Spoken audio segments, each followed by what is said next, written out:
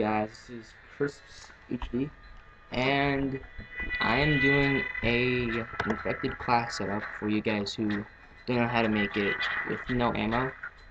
So first of all, you want to go to Game Setup, change the mode to Alternate, and Infected. So next, you want join progress to be allowed or not allowed. It's up to you. For me right now, I'm using not allowed because I don't want people to like interrupt me while I'm recording.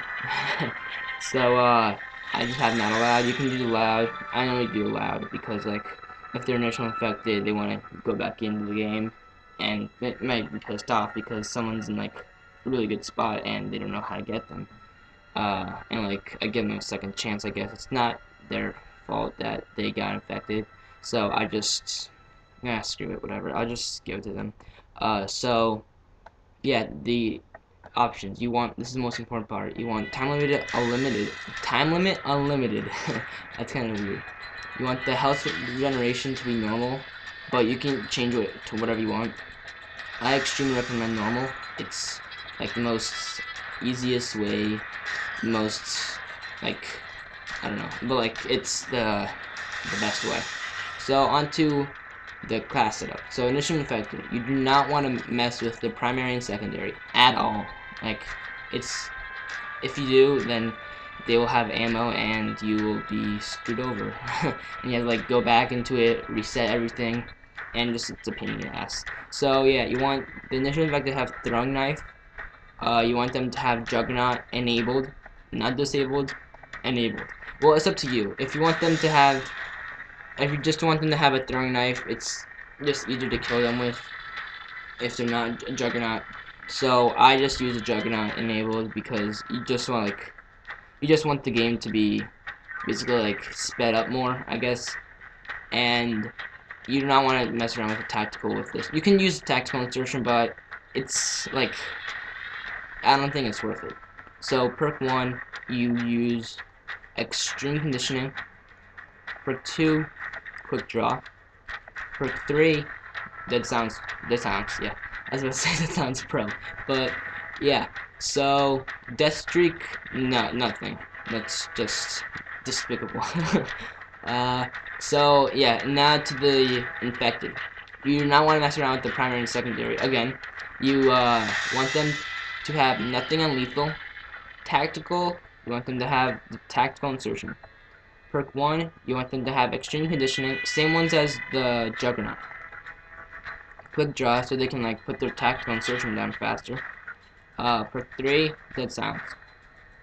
And Juggernaut disabled. Non-enabled, disabled for this one. For infected, disabled. For the initial infected, enabled.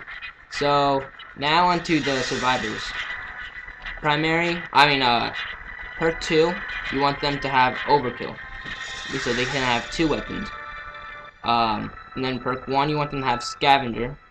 Perk 3, anything random, like, I don't know, sit rep.